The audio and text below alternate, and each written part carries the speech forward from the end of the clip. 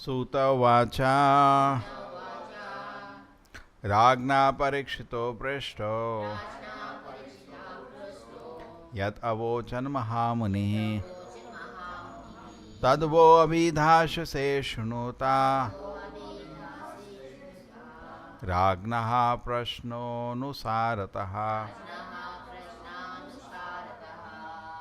Suta Goswami explained, I shall now explain to you the very subject explained by the great sages in answer to King Parikshit inquiries. Please hear them attentively.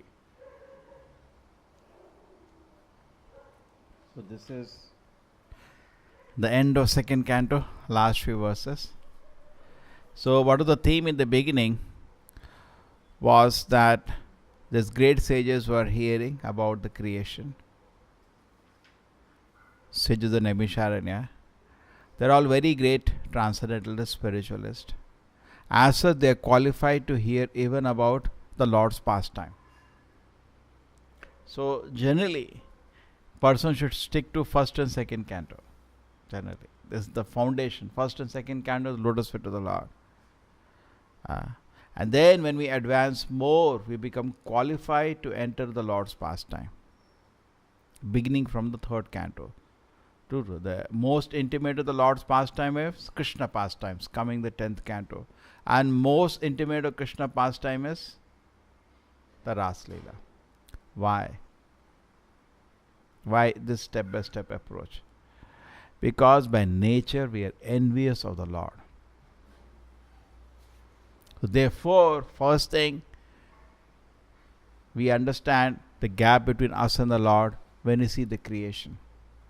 Therefore, Prabhupada is saying in the purport here, there are three kind of people. One real spiritualist, one materialist, and even worse than materialist, pseudo-spiritualist. The three he said. Let us understand these things. So spiritualist is actually qualified, who is a devotee. He understands God is great. He understands God has wonderful pastimes. And he takes pleasure in hearing about the God's pastime. That is real spiritualist. Materialist means he is more interested in the material laws, physical laws. He is enamored by some gymnastics of matter. Very much enamored. Oh, he sees planets, he sees sky. He is materialist. But he is still better than pseudo-spiritualists who are good for nothing. At least materialist is understanding material nature. Spiritualist is understanding God's internal pastimes. This fellow, therefore Chaitanya Mahaprabhu also said, the philosophy of Buddha is better than the Vedana Maniya Baudhava Nastika. Lord Buddha, for there is some reason, he rejected the Vedas. Therefore, his philosophy is called Nastika. Vedana Maniya Baudhava Nastika. But he said, but this philosophy of Mayavada is more dangerous. Because here, it says I accept the Veda. They say pseudo-spiritualist. But they take a meaning which is against the essence of the scripture. You better not read scripture. See, you got it? Suppose you're going to learn wrong, better not take it up. There are some people who don't read the Vedic, they don't read Gita Bhagavatam. There are some people like that. At least the gentlemen say, do you believe in God? I don't believe in God. They say we believe in God, they read the Vedic literature, but they give an explanation which goes negative. It becomes offensive. What do you say? Suppose you go somewhere and fight happens. You will not go there only. Better not go. Instead of making offense, better not go. Correct? What do you feel? Suppose you visit somebody and every time you visit him, some fight happens. Sometimes it happens. Some friendship, even relatives. So we avoid going because fight will happen. Better not go. So instead of making offense, better not read. They make offense. They read the Veda, then say God has no form. I give this example many times. Many times. It's a very simple example. It's a proper example. Suppose we say Krishna. We explain the Krishna's wonderful pastimes. He came in so many incarnations and we are so pleasurable to hear. But suppose somebody says, I don't believe in God. Okay. But the worse is person who says, I believe in God and gives fancy, very offensive interpretations of Krishna's pastime. Better not speak, please. What you'll tell him? Please don't speak. You are worse than an atheist. At least he's not making an offense. And Prabhupada said that was the reason the West became Krishna conscious, but India could not become Krishna conscious. Many people are surprised. How is it that the Western youth could easily take up Krishna consciousness, where in India people could not take up Krishna consciousness? Surprising, no? Prabhupada tried for a long time. We know he tried for a long time.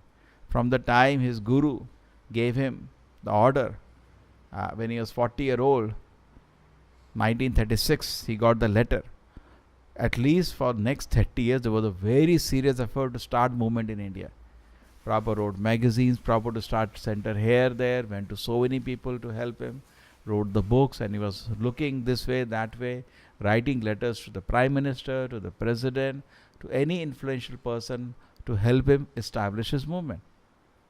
Correct? And what happened, we know? Nobody helped. We all know this. So why is it that Prabhupada could easily open the movement in America and found it difficult to open the movement in India? What is the reason? The reason is this, that in India, people are proud. We know. Many times we tell somebody, I had experience many times. So, sir, can I teach you Bhagavad Gita? No, I figured out. How do you teach somebody who says he knows? Number one. And worse, how do you teach somebody who has an offensive mentality to the different characters? They have so much, interpretation, so much confusion. It becomes very difficult. First, Prabhupada said double work it is. So therefore, in this purpose, Prabhupada says there are three kind of people. Spiritualist, materialist, and pseudo-spiritualist. And is a pseudo-spiritualists are worse than materialist. Pseudo-spiritualists are worse. They're just like, you can always wake up a man who is actually, there are three kind of people. One person is woken up. He is best. He is alert. One person is sleeping. You can wake him up. But you cannot wake up a man pretending to sleep. He is the worst category. You cannot do anything with him. अरे बाबा वो उठाए चलो, ठीक है, अब वो सोया उठा दो उसको. जो नाटक कर रहा है उसको कैसे उठाओगे? So they say they know scripture, they don't know scripture, doing natak. He doesn't know. Doesn't know anything. Prabhupada says, they say I'm omnipresent. Prabhupada, prove it, no? They say I'm God. And what are the different qualities of God? Omnipotent, omnipresent, omniscient, so many words we say. Omnipresent, okay. Beyond the wall, you know what's happening, please tell me. Tell me what is happening behind. How many people are standing behind? You don't know. What kind of omnipresent are you? What kind of God are you? Just speak nonsense.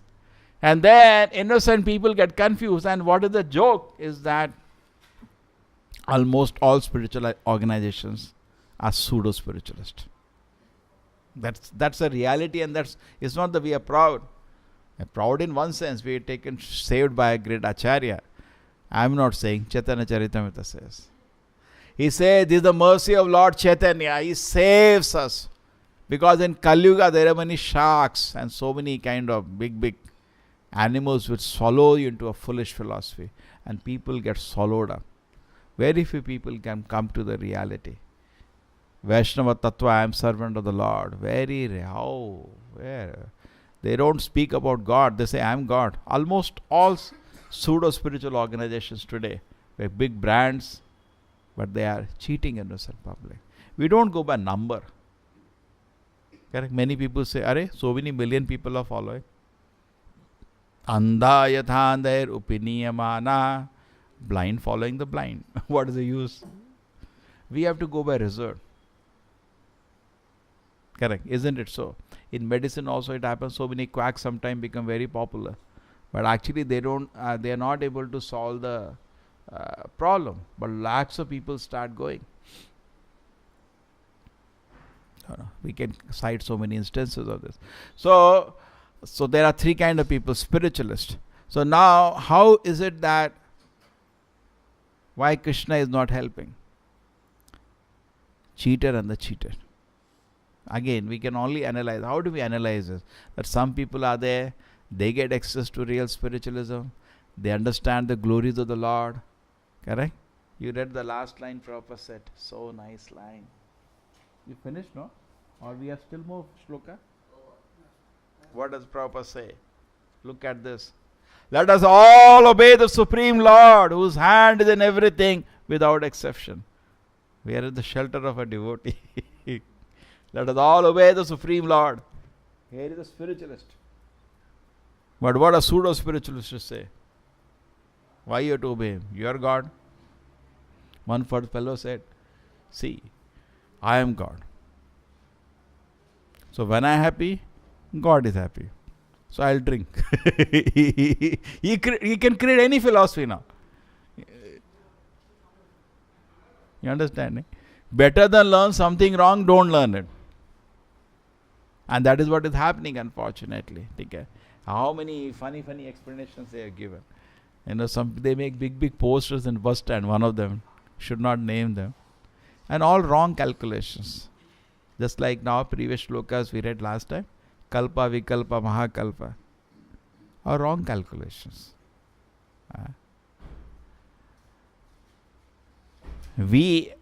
Our life and Devata's life is related. Our life, if you take in the simple calculations, 30 into 12, 360 days.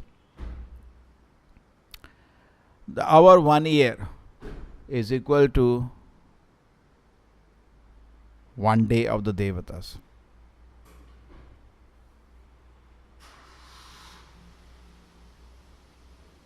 So 360 that days equal to 1 year for the Devatas. Okay, na? Our 1 year. 360 days now of that will be 1 year of the Devatas. And Devatas live 12,000 years. That is 4,32,000. I just was calculating. 360 into 12,000. 4,32,000 years. I was thinking how this calculation come. The 4,32,000 the age of Kali Yuga. 12,000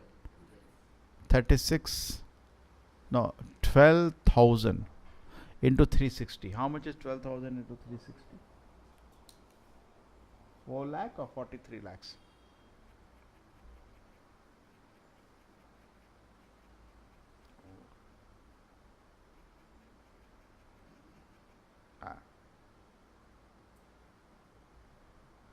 Now, yeah.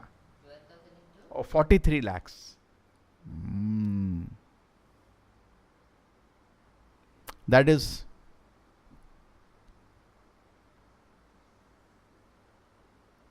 no, that is not 4 lakh. That is 43 lakhs. Correct? 43 lakhs. One Divya Yuga.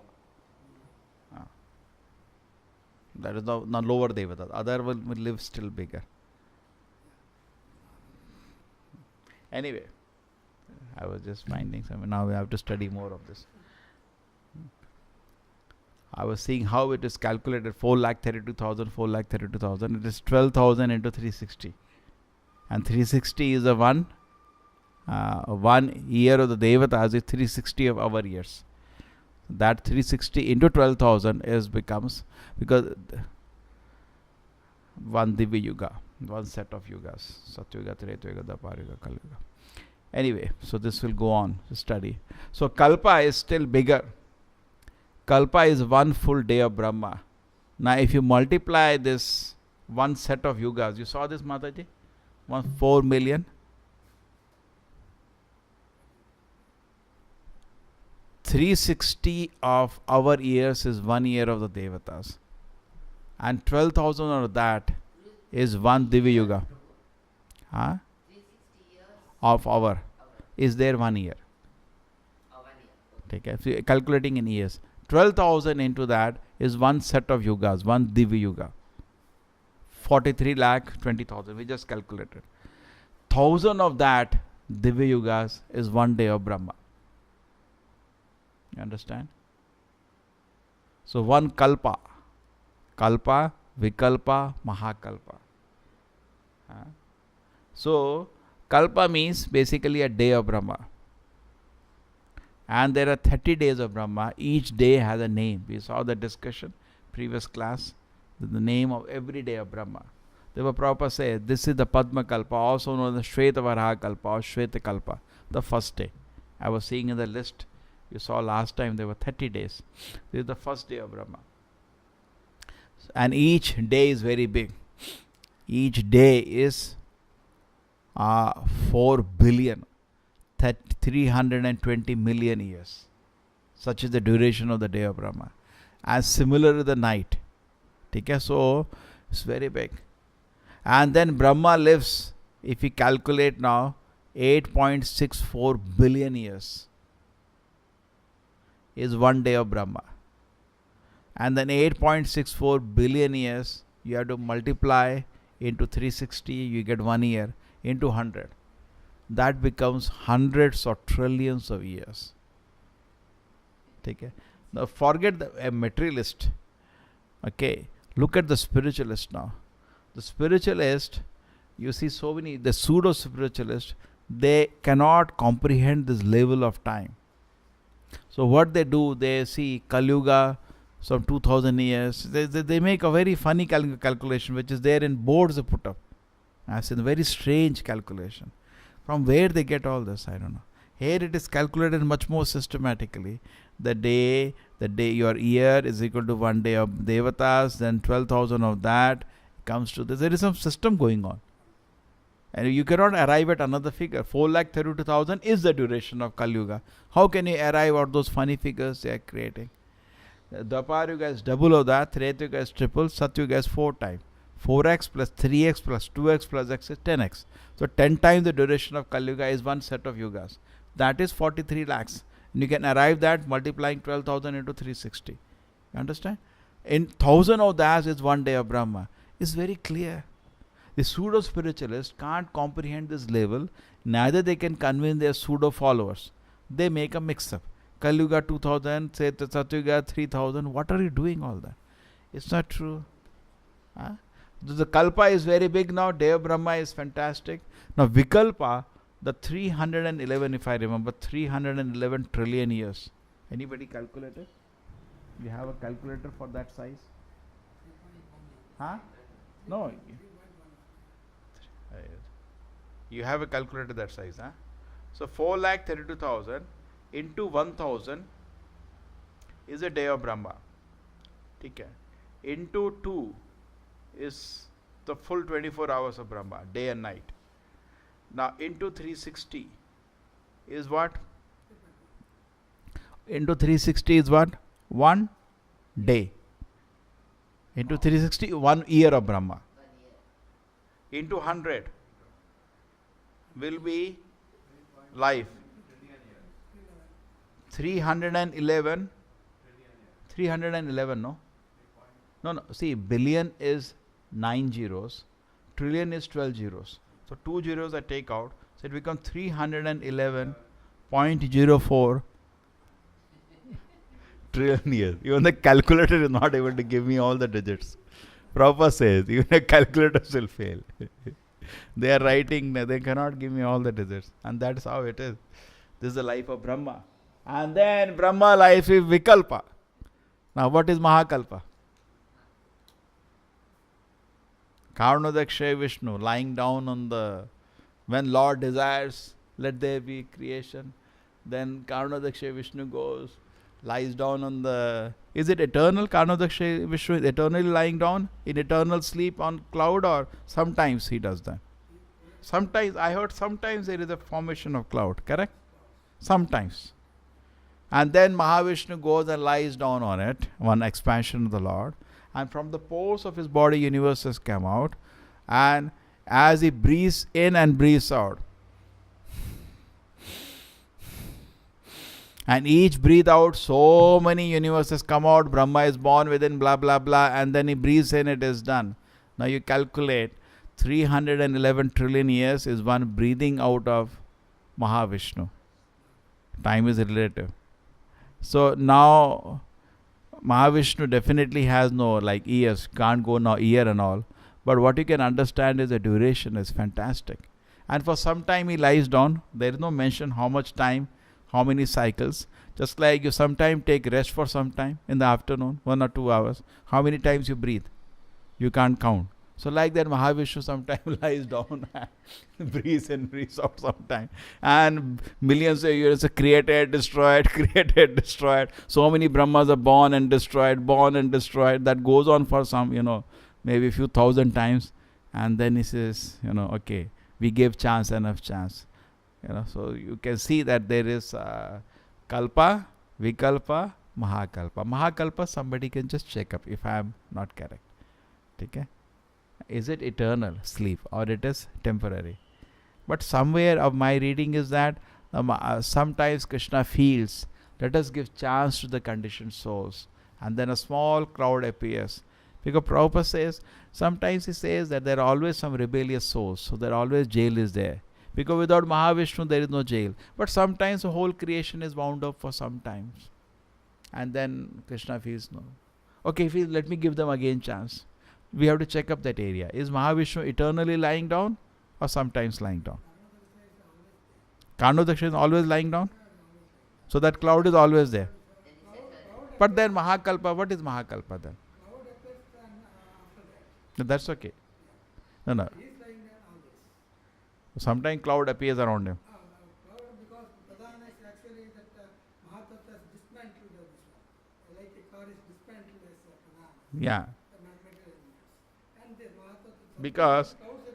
Because one place I said, I read, he is eternally lying down. Eternal sleep. Lord is in eternal sleep. Just like हमारा नींद होता है 1 minute का 2 minute का, उसका eternal. Just like Krishna Rasa dance is also like eternal. You can't conceive that. So I was thinking, is that eternal sleep? मतलब उठता ही नहीं आदमी. It's like that, yes.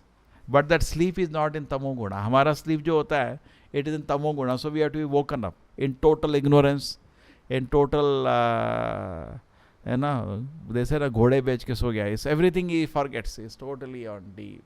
But Krishna is not like that, because Mahavishnu in his sleep, he dreams, and that is the creation. His dream is also real.